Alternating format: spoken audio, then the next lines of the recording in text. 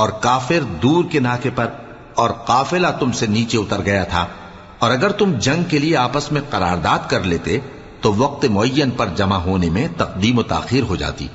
لیکن اللہ کو منظور تھا کہ جو کام ہو کر رہنے والا تھا اسے کر ہی ڈالے،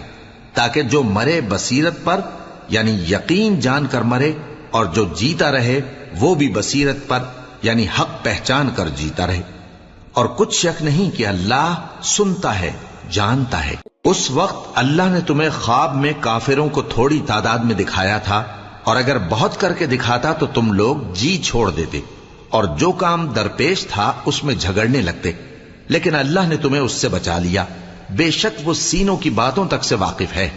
اور اس وقت جب تم ایک دوسرے کے مقابل ہوئے تو کافروں کو تمہاری نظروں میں تھوڑا کر کے دکھاتا تھا اور تم کو ان کی نگاہوں میں تھوڑا کر کے دکھاتا تھا، تاکہ اللہ کو جو کام کرنا منظور تھا